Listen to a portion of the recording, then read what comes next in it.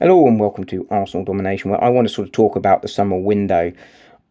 There's been a lot of narrative around Arsenal at the moment and the need for them to do major surgery this summer. And I think in some ways that's absolutely true. And it's particularly sort of fed into the debate, I suppose, with the way we finish the season.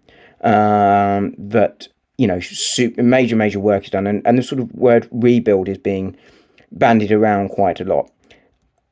I understand it, but I think the word rebuild is slightly misconstruing the situation. I don't think Arsenal need a rebuild. They will need a lot of activity this summer. They will need to bring in a lot of players, but I think it's more a question of rebalancing the team rather than rebuilding the team. And that is, as I say, semantics, but I think an important one here.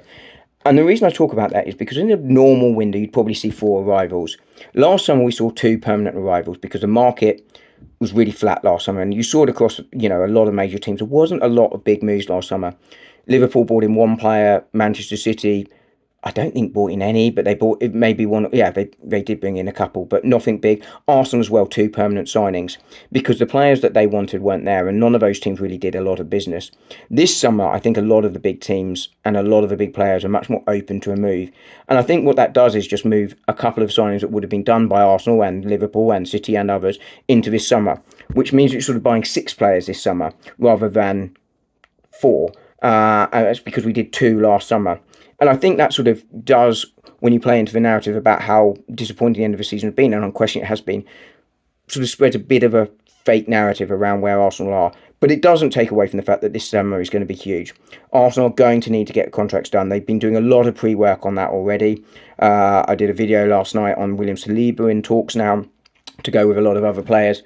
But this summer, I think Arsenal will need to make the 2 loan players permanent, by which I don't mean Sterling and Neto. I mean the position. So that's 2, a goalkeeper and a winger.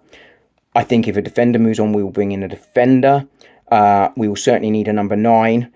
We will probably need 1, if not 2 centre midfielders, depending on what happens with Partey. Jorginho, of course, already moving on. And then there will be another winger potentially if Trossard moves on. But I think this is about Arsenal replacing some players, and if the opportunity is there to sell them. Kivior, for instance, his stock has never been higher. Trossard, if he's not signing a new deal, you're moving them on. So a lot of work to be done this summer, but I just think the negativity around the word rebuild just needs some of that context because of the fact we did 2 last summer. And I think, Liverpool and Manchester City will also be doing 6 players as well. And people aren't really talking about particularly Liverpool in the rebuild world. But the most important thing now for the next few weeks is focusing on the season, getting a good end of the season, and then I think we can go into the summer, get a really good summer and go again. Speak to you later.